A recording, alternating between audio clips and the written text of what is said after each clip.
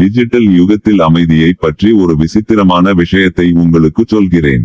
கிட்டத்தட்ட எல்லாமே பகிரப்படும் ஒரு உலகில் நாம் வாழ்கிறோம். பிறந்த நாள், காபி கோப்பைகள், சூரிய அஸ்தமனம், கண்ணீர், சிரிப்பு, வலி கூட ஃபில்டர்களுடன் அலங்கரிக்கப்பட்டு பகிரப்படுகிறது.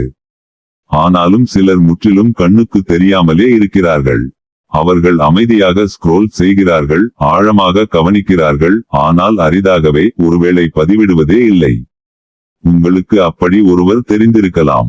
ஒருவேளை நீங்களே அப்படி ஒருவராக இருக்கலாம்.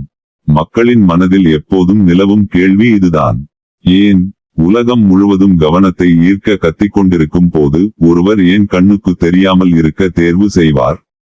பதிவிடாதவர்கள் வெறுமனே கூச்ச சுபாவம் உள்ளவர்கள் அல்லது அறிமுகமில்லாதவர்கள் என்று ஊகிப்பது எளிது. ஆனால் அது முழு படமல்ல. மேற்பரப்பிற்கு அடியில் ஒரு முழு உளவியலும் செயல்படுகிறது.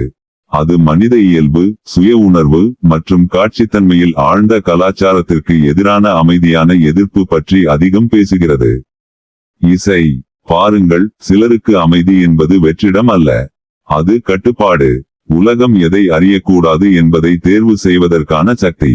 ஏனென்றால் நாம் ஒப்புக்கொண்டாலும் இல்லாவிட்டாலும் சமூக ஊடகங்கள் நாம் எங்களை எப்படி வரையறுக்கிறோம் என்பதை நுட்பமாக மாற்றியமைத்துள்ளன. அது காட்சிப்படுத்துதலை பரிசீலிக்கிறது. அது சத்தத்தை பாராட்டுகிறது. ஆனாலும் நிழலில் இருப்பவர்கள் தான் எல்லாவற்றையும் மிக தெளிவாக பார்க்கிறார்கள்.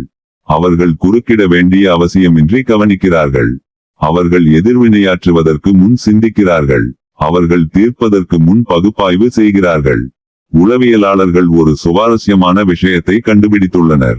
அடிக்கடி பதிவிடுவதில் இருந்து விலகியிருப்பவர்கள் சுய கட்டுப்பாடு, சுய ஆய்வு மற்றும் உணர்ச்சி சுதந்திரம் போன்ற பண்புகளில் அதிக மதிப்பெண் பெறுகிறார்கள். அவர்கள் சமூக